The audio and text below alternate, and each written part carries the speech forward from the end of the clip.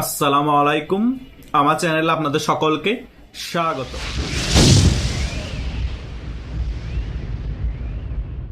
বাংলাদেশের অন্তর্বর্তীকালীন সরকার মনে হয় ভারতের সাথে যুদ্ধ না লাগিয়ে শান্তি পাবে না। কেন বলছি জানেন? তারা বারবার ফোর্স করছে ভারতকে যাতে বাংলাদেশের সাথে যুদ্ধ করে। এই অন্তর্বর্তীকালীন সরকার ভালো করে জানে ভারত চাইলে এক সপ্তাহের মধ্যে বাংলাদেশকে দখল করতে পারে। তারপরে কেন এই যুদ্ধ চাচ্ছে? তার মেইন রিজন হচ্ছে এই যে অন্তর্বর্তীকালীন সরকার আছে এবং ডক্টর ইউনূসের আশেপাশে যে সকল গং আছে, জামাত এবং ইসলামিক অন্যান্য দল, তাদের সাথে পাকিস্তানের সাথে যোগসাজশ আছে এবং এই ডক্টর ইউনূসের সাথে যোগসাজশ আছে। এই ডক্টর ইউনূস এখন সম্পূর্ণরূপে পাকিস্তানের আইএসআই, তুরস্কের এমআইটি এবং আমেরিকা সিআইএ দ্বারা নিয়ন্ত্রিত। এখন ওরা পিছের থেকে পুশ করছে ডক্টর সরকারকে যে তুমি একটা যুদ্ধ লাগাও, আমরা আছি তোমার পাশে। মানে সামনে ঠেলে দিয়ে পিছিয়ে আর থাকবে না। তাদের স্বার্থ হাসিল হয়ে যাবে যে ভারতকে একটা প্যারাতে রাখা যাবে বাংলাদেশের সাথে একটা প্রক্সি যুদ্ধ লাগিয়ে।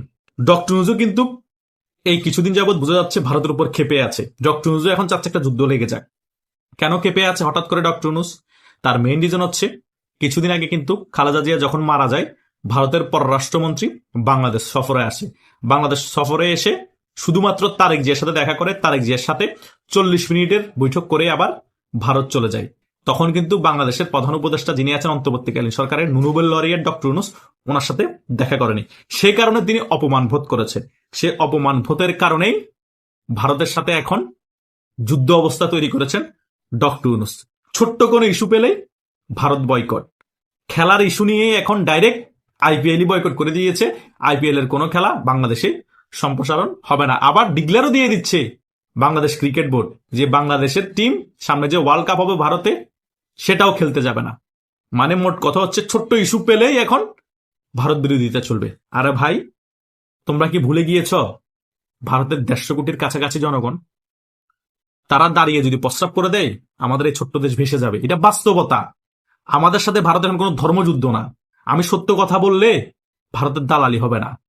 ভারত থেকে আমরা চাল আমদানি করি, পোশাক আমদানি করতে চাই, ওইটা আমদানি করতে চাই, ডাল আমদানি করতে চাই, গরু আমদানি করতে চাই, এমন কোনো জিনিস নেই যে আমদানি করতে চাই না। তো এত ভারত বিরোধিতা কেন? হ্যাঁ, তলে তলে জামাতও ভারত প্রীতি দেখায়, বিএনপিও ভারত প্রীতি দেখায়, আর অন্তর্বর্তীকালীন সরকার কোন বালের হুনু হয়ে গিয়েছে যে ভারত বিরোধিতা দেখিয়ে তারা বাংলাদেশ হিরো সাজতে চায়। বাংলাদেশের জনগণ অলরেডি অন্তর্বর্তীকালীন সরকারকে জিরো বানিয়ে দিয়েছে এর 16-17 মাসের শাসন আমল দেখে। গালাগালি করে প্রতি মুহূর্তে, আর তারা ভারত বিরোধিতা নিয়ে বসে আছে। আরে ভাই, এগুলা করে কোনো লাভ নাই। এখন যে বাংলাদেশ ভারত সীমান্তে কারফিউ জারি হয়েছে, এখন তো বাংলাদেশের কোন জনগণ আশেপাশে দেখলেই সীমান্তে বিএসএফ গুলি করবে। মরবে কে? বাংলাদেশের জনগণ। বুকে হাত দিয়ে বলেন তো, আমেরিকার সাপোর্ট থাকলো, পাকিস্তানের সাপোর্ট থাকলো, তুরস্কের সাপোর্ট থাকলো, ভারতের সাথে যুদ্ধ করে আমরা বাংলাদেশ টিকতে পারবো 1 মাস 2 মাস? সম্ভব না রে ভাই। কেন সম্ভব না? আমাদের ভৌগোলিক অবস্থা দেখতে হবে। যুদ্ধের মধ্যে ভৌগোলিক অবস্থা খুবই গুরুত্বপূর্ণ। কেন গুরুত্বপূর্ণ? তার মেইন রিজন হচ্ছে বাংলাদেশের চারদিক দিয়ে হচ্ছে ভারত, শুধু মায়ানমার একটু সীমান্ত আছে এই বাংলাদেশের সাথে। সে কারণে বাংলাদেশকে চারদিক থেকে আক্রমণ করতে পারবে ভারত যদি যুদ্ধ লাগে। এখন বলতে পারেন পাকিস্তানের সাথে 9 মাসে যুদ্ধ করে জয়লাভ করছি না। আরে ভাই, সেটা আপনাদের বুঝতে হবে। ভৌগোলিক কারণে আমরা জিততে পেরেছি। কেন জিততে পেরেছি? পাকিস্তান কোনো কিছু আক্রমণ করতে আসলেও আকাশপথে ভারতের উপর দিয়ে আসতে হতো, এবং ভারতের উপর দিয়ে ট্যাং ম্যাং যত কিছু বলেন ওখান দিয়ে আনতে হতো বাংলাদেশে আক্রমণ করার জন্য। ভারত যখন এই যুদ্ধে একেবারে বাংলাদেশের পক্ষে নিয়ে নেয়, তখন আকাশপথ সকল কিছু বন্ধ করে দেয়, একেবারে কোণঠাসা করে ফেলে পাকিস্তানকে। যতগুলো সৈন্য বাংলাদেশে ছিল ওই সৈন্যগুলোকে ভারতের সহযোগিতা এবং বাংলাদেশের মুক্তিযোদ্ধারা সহ একেবারে কুপঘাত করে ফেলে। ভৌগোলিক কারণে পাকিস্তান সুবিধা করতে পারে না, সে কারণে বাধ্য হয়ে পাকিস্তান সারেন্ডার করে। কথা বুঝতে পেরেছেন? কিন্তু বাংলাদেশ আর ভারতের ব্যাপারটা আলাদা। আমরা চারিদিক থেকে ঘেরা ভারতের। ভারত যে কোনো মুহূর্তে চারিদিক থেকে আক্রমণ করে আমাদেরকে দখল করে ফেলতে পারে। বিশ্বের অন্যান্য সাপোর্ট দিতে দিতে ভারত তো আমাদেরকে নিয়ন্ত্রণে নিয়ে ফেলবে। বিশ্বের অন্যান্য সাপোর্ট আমাদের কাছে আসতে পারবে? আসতে পারবে না রে ভাই। ভারত ছোটখাটো দেশ না। কথা বুঝতে পেরেছেন? পাকিস্তান 9 লক্ষের কাছাকাছি বর্গ কিলোমিটার, আর ভারত 32 লক্ষ বর্গ কিলোমিটার, বাংলাদেশ 1,47,570 বর্গ কিলোমিটার। আমাদের বুঝতে হবে আমরা মায়ানমার থেকে অনেক ছোট, আফগানিস্তান থেকেও ছোট। এশিয়ার মধ্যে যতগুলো মোটামুটি মুসলিম কান্ট্রি আছে তার মধ্যে ছোট্ট একটি রাষ্ট্র হচ্ছে আমরা। নেপাল মুসলিম কান্ট্রি না, নেপালও আমাদের কাছাকাছি। মালদ্বীপ ছোট দেশ, কিন্তু মালদ্বীপও মুসলিম কান্ট্রি না। কথা বুঝতে পেরেছেন? আমাদের কিছু জিনিস বুঝতে হবে ভৌগোলিক ভাবে। তো আমরা না বুঝে শুধু ফাঁকাবাকি করলে, গালবাজি করলে লাভ নাই। আমরা 7 সিস্টার্স দখল করে ফেলবো, ওই দখল করে ফেলবো, কি বাল ফালাবেন আপনারা? গালবাজি করা ছাড়া আর কিছুই করতে পারবেন না। কথা বুঝতে পেরেছেন? পৃথিবীতে ভারতের দুইটা জিনিস খুবই আধিপত্য চলে। এক হচ্ছে তাদের ফিল্ম ইন্ডাস্ট্রি, দ্বিতীয় হচ্ছে তাদের ক্রিকেট। এই দুইটাই মোটামুটি জনপ্রিয়তা অর্জন করে ফেলছে পুরো পৃথিবীর মধ্যে। বাংলাদেশের কোনটা জনপ্রিয়তা অর্জন করেছে? যে পৃথিবীর মধ্যে যে আহামরি টাকা বাংলাদেশের মধ্যে আনতে পারবেন, কিছুই করতে পারে না। যা এই পোশাক খাত মোটামুটি একটা জনপ্রিয়তা অর্জন করেছিল। বাংলাদেশের পোশাক শিল্প অনেক ভালো, তাদের কাপড় শিলান অনেক ভালো, সেটাকে ধ্বংস করে দিয়েছেন। গার্মেন্টস সেক্টর একেবারে বন্ধ হয়ে গিয়েছে, কোনো ধরনের বিনিয়োগ আসছে না। ওয়ার্ল্ড ব্যাংক থেকে ঋণ দিবে না, আইএমএফ থেকে ঋণ দিবে না। তো কি করবেন? কূটনীতিক ভাবে ভারত সব দিক থেকে কোনটাসা করে দিবে, আকাশপথ বন্ধ করে দিচ্ছে। এখন একেবারে আপনাদেরকে আমদানি রপ্তানি বন্ধ করে দিবে। ভাতে মারবে, পানিতে মারবে। গঙ্গা চুক্তি শেষ হয়ে যাবে, তিস্তা চুক্তি শেষ হয়ে যাবে। কি করবেন আপনারা? বর্ষাকাল আসলে দেখবেন যে বন্যাতে মরবেন, দুর্ভিক্ষ আসবে, বুঝেন নাই? সীমান্তের মধ্যে মানুষ মারবে। তো এত গালবাজি করা ঠিক না। কথা বুঝতে পেরেছেন? পুতে যখন বাপের সাথে বেয়াদবি করে, এটা ঠিক না। বুঝতে পেরেছেন? এটা হচ্ছে সত্য কথা। কারণ পুতকে বাপের শাসন করবেই বিপদগামী হলে, বুঝেন নাই? ফ্যামিলিতে যখন আঁচ আসবে তখন বাপে মারবে, পুতকে শাসন করবে। সেম ভাবে ভারতের সার্বভৌমত্বের মধ্যে আঁচ আসতেছে এই সকল জঙ্গিদের কারণে। সে কারণে ভারত অ্যাগ্রেসিভ কিছু ভূমিকা পালন করছে। বুঝতে পেরেছেন? ভারতের কিছু হিন্দুত্ববাদী আছে বাংলাদেশের মতো উগ্র, তারা এই সরকারের উপর চাপ প্রয়োগ করছে। সে কারণে আইপিএল এ মোস্তাফিজকে খেলতে দেওয়া হয়নি। এটা কোনো ইস্যুই না। আমরা আগেও অনেকবার বলেছি মোস্তাফিজ আইপিএল খেললে তার কাটার বুঝে যাবে। আমরা নিজেরা আন্দোলন করেছিলাম আরো 6-7 বছর আগে, করিনি? করেছি তো। মোস্তাফিজ আইপিএল খেলে তার ব্যক্তিগত লাভ হবে, বাংলাদেশের কি হবে? কিছুই হবে না। বুঝেন না? আমরা নিজেরাই বরং মোস্তাফিজকে আগে আইপিএল খেলতে দিনি। এখন একটা ইস্যু পেয়েছি, এটা নিয়ে নাচানাচি করতেছি, খেলার মধ্যে রাজনীতি। আপনারা তো খেলার মধ্যে রাজনীতি এনেছেন, বিভিন্ন ইউটিউবারও নিয়ে আলোচনা করেছে যে সাকিবুল হাসানকে আওয়ামী লীগের দোষর ট্যাগ লাগিয়ে ওয়ার্ল্ড কাপ খেলতে দেন নাই। ভাই, বিশ্বের কোন দেশের মধ্যে নিয়ম নাই বা যে কোনো ক্রিকেট বোর্ডে সরকারি কোনো হস্তক্ষেপ করতে পারবে, এটা আইনের পরিপন্থী। তারপরে বাংলাদেশে হস্তক্ষেপ করে যুব ক্রীড়া মন্ত্রী টোকাই আসিফ মাহমুদ সাকিবকে খেলতে দিয়েছিল? দেয়নি। সো এত গালবাজি করিয়েন না। আপনারাও বাংলাদেশের ভিতরে কিন্তু রাজনীতি নিয়ে এসেছেন খেলার মধ্যে। কোন সেক্টরে আপনারা রাজনীতি নিয়ে আসেন নাই? সকল বিএনপি পন্থী এবং অ্যান্টি আওয়ামী লীগের যত মনোভাবের লোক আছে সকলকে বিসিবিতে ঢুকিয়েছেন, সকলকে বাংলাদেশ ফুটবল ফেডারেশনে ঢুকিয়েছেন। যত ধরনের ক্রিয়া আছে সকল জায়গায় কিন্তু আপনারা দলীয়করণ করে ফেলেছেন। শিক্ষা অঙ্গনে দলীয়করণ করে ফেলেছেন, স্বাস্থ্য অঙ্গনে দলীয়করণ করে ফেলেছেন। তো আপনারা সকল জায়গায় রাজনীতি ঢুকিয়ে দিয়েছেন। আর আপনারা মোস্তাফিজকে নিয়ে আছেন ইন্ডিয়া রাজনীতিকরণ করে খেলার মধ্যে। কি রাজনীতিকরণ করেছে তারা? দেশের নিরাপত্তার জন্য মোস্তাফিজকে বাদ দিয়ে দিয়েছে। কি এমন হয়েছে এখানে?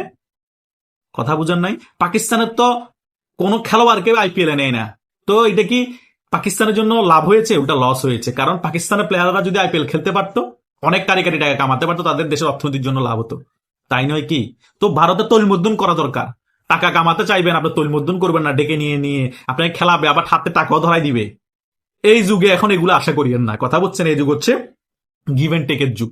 দিবেন, নিবেন। ভারত স্বার্থ আছে বাংলাদেশকে যে সাহায্য সহযোগিতা করবে। এই শেখ হাসিনা সরকার সেজন্য ভারতের সাথে সম্পর্ক রেখেছিল। অন্তত গিভ এন্ড টেক করলে, ভারতের সাথে সম্পর্ক রাখলে অনেক সুযোগ সুবিধা পাওয়া যায়। বাংলাদেশকে সেই সুযোগ সুবিধা দিয়ে কিন্তু এই উন্নয়ন শিখরে শেখ হাসিনা নিয়ে এসেছিল। মেট্রো রেল, পদ্মা সেতু, এরকম সারা বাংলাদেশের সাথে উড়াল সেতু দেখতেছেন যে ফ্লাইওভার, শেখ হাসিনার আমল হয়েছে ভারতের সাথে সুসম্পর্ক থাকার ফলে। এখন আপনারা কি করেছেন? আপনাদের সাথে তো আমেরিকার সাথে সম্পর্ক ভালো, তলাবি ইঞ্জুরি পাকিস্তানের সাথে সম্পর্ক ভালো, আপনাদের সাথে তো তুরস্কের সাথে সম্পর্ক ভালো। এই 16-17 মাসে কি করেছেন? দৃশ্যমান কিছুই করেন নাই। বরং শেখ হাসিনার আমলে যত উন্নয়ন ছিল সকল অবকাঠামো ধ্বংস করেছেন হিংসাত্মমূলক ভাবে, এবং ক্রিকেট সেক্টর ধ্বংস করে দিয়েছেন। শেখ হাসিনা 16-17 বছরে যা দুর্নীতি হয়নি বিসিবির মধ্যে, এই 16-17 মাসে তার সমপরিমাণ দুর্নীতি করে ফেলেছেন। ফুটবল সেক্টর ধ্বংস করে দিচ্ছেন দুর্নীতি করে করে। এই হচ্ছে যে আপনাদের 16-17 মাসের দৃশ্যমান উন্নয়ন। আর আপনারা আছেন ভারত বিরোধিতা রাজনীতি করতে। ভারত বিরোধিতা রাজনীতি বাংলাদেশ আর বেশি দিন টিকবে না। বাংলাদেশের জনগণ ক্লিয়ারলি বুঝে গিয়েছে যে পৃথিবীতে কোন রাষ্ট্র স্বার্থ ছাড়া কাউকে সাহায্য করে না। ভারতও স্বার্থ আছে, সেই কারণে বাংলাদেশকে সাহায্য করেছিল 1971 সালে। এখনো বাংলাদেশকে সাহায্য সহযোগিতা করবে স্বার্থের কারণে, যাতে তাদের সার্বভৌমত্ব নিরাপদ থাকে। বাংলাদেশে যদি তাদের পছন্দের সরকার থাকে, তাদের সার্বভৌমত্ব নিরাপদ থাকবে এবং হিন্দুদের উপর কোনো আক্রমণ হবে না, বাংলাদেশের মধ্যে কোনো জঙ্গিবাদের উত্থান হবে না। এটাই তো ভারত চাই। ভারত আর কি চাই? বাংলাদেশকে দখল করতে চাই? বাংলাদেশের মধ্যে কি ভারতের জনগণকে ঢুকিয়ে দিতে চাই? উল্টা বাংলাদেশের জনগণ ভারতে গিয়ে বোঝা হয়ে যাচ্ছে। 1971 সালে তো 1 কোটি শরণার্থীকে এই ভারত জায়গা দিয়েছে। জায়গা না দিলে কি অবস্থা হইতো? 1 কোটি জনগণ আরো মরত। খানা দিয়েছে? দেয়নি? দিয়েছে তো অস্বীকার করতে পারবেন? সেটা নিয়ে এখন আপনারা বিতর্ক করছেন, সমালোচনা করছেন। এটাই আমাদের দেশের বাংলাদেশ।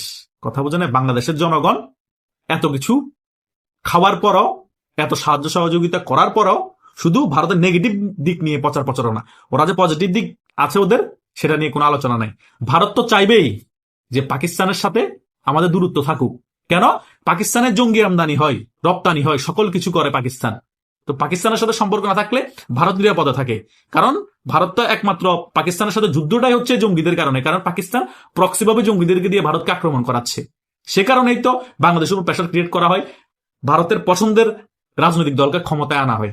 আপনারা যারা বিএনপি আছেন তারা এখন ভারতের সাথে সম্পর্ক ভালো করেন, সমস্যা কি? আপনারা এনশিওর করেন যে পাকিস্তানের সাথে কোনো সম্পর্ক রাখবেন না, বাংলাদেশে কোনো জঙ্গির আস্ফালন হবে না, জঙ্গির উত্থান হবে না, পাকিস্তান থেকে কোনো জঙ্গি বাংলাদেশে আসতে পারবে না।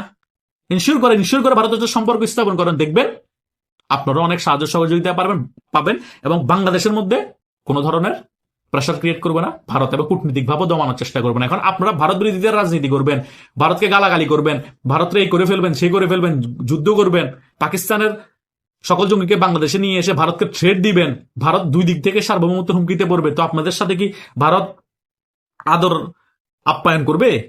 কখনোই না। তাদের দেশের জনগণ প্রেশার ক্রিয়েট করে সরকারকে, ভারত সে কারণে বিভিন্ন পদক্ষেপ নিতে হয়। সেই পদক্ষেপকে ইস্যু নিয়ে আপনারা আবার মুইকেরে হুনুরে ভাব নিয়ে ভারতের সাথে সকল কূটনীতিক সম্পর্ক ধ্বংস করে দিবেন। এই ধরনের ভাব দেখে কোনো লাভ নাই। এত ভাব দেখালে আপনাদের হাই কমিশনারকে বাংলাদেশে তলব করে নিয়ে এসেছেন কেন? জানা নিরাপত্তার ভয়ে। এগুলা শুধু ইস্টার্নবাজি ছাড়া আর কিছুই না। পাকিস্তানকে খুশি করার জন্য, তুরস্ককে খুশি করার জন্য ভারতের সাথে ইস্টার্নবাজি করতেছেন। এই ইস্টার্নবাজি করে কোনো লাভ নাই। দেশের মানুষের ক্ষতি, আপনাদের নিজেদেরও ক্ষতি। আপনারা বিশ্বের কোনো জায়গায় গেলে শান্তিতে থাকবেন না রে ভাই। আওয়ামী লীগের কর্মীরা বিশ্বের সকল জায়গায় আছে, ভারতের লোকেরাও আছে, ভারতের র আছে, জায়গা মতো খেলে দিবে। এই দিন না, আরো দিন আছে। এই দিনকে নিয়ে যাব সেই দিনেরও কাছে। বুঝতে পারেন নাই? কেউ নিস্তার পাবেন না। পরিস্থিতি আগামীতে খুবই ভয়াবহ। আপনাদের যে কি পরিস্থিতি করবে এই মুক্তিযুদ্ধের সপক্ষ শক্তিরা এবং ভারত মিলে কল্পনা করতে পারবেন না। অতিষ্ঠ করে ফেলতেছেন। একে তো বাংলাদেশের মানুষকে অতিষ্ঠ করে ফেলতেছেন, দ্বিতীয়ত ভারতের মানুষকে অতিষ্ঠ করে ফেলতেছেন। বাংলাদেশের মধ্যে যত হিন্দু আছে তাদের উপর দমন নিপীড়ন চালাচ্ছেন ধর্মের নাম দিয়ে। এটা কোনোভাবেই কাম্য না। কিন্তু আমি একটা জিনিস বলতে চাই ভারতের জনগণকে, আপনারা এই যে হিন্দুদের উপর যে অত্যাচার হচ্ছে সেটাকে সকল বাংলাদেশের জনগণ করতে চাচ্ছে বা করছে সেটা মনে করিয়েন না। বাংলাদেশের গুটি কয়েক এই মুসলমান আছে, ধর্মের নাম বিক্রি করে হিন্দুদের সাথে এই সকল কার্যকলাপ করছে। আপনারা একপাক্ষিকভাবে পুরো বাংলাদেশকে ঢালাওভাবে বিচার করিয়েন না। বাংলাদেশের মধ্যে 70-80% মানুষ হিন্দুদেরকে ভালোবাসে, হিন্দুদেরকে নিয়ে বসবাস করতে চায়। তারা ধর্মকে বিক্রি করে কোনো কিছু করে না। তারা ইন্ডিয়ার সাথে সম্পর্ক ভালো রাখতে চায়।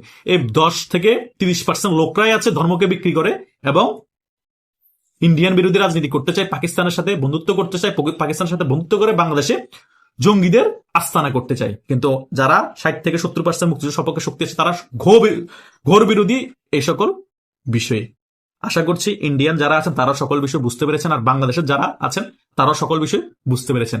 তাই এই সকল গালবাজি করে যুদ্ধ করব, এই করব, সেই করব, এগুলো বলে কোনো লাভ নাই। বাংলাদেশের মানুষের কিভাবে উন্নয়ন হবে, বাংলাদেশ কিভাবে উন্নত করতে পারবো সেদিকে ফোকাস দেন, সেটাই আপনাদের জন্য মঙ্গলজনক। আশা করছি আপনারা সকল কিছু বুঝতে পেরেছেন। আপনাদেরও যদি কোনো মন্তব্য থাকে কমেন্ট করে সেটা জানাতে পারেন। ধন্যবাদ সকলকে।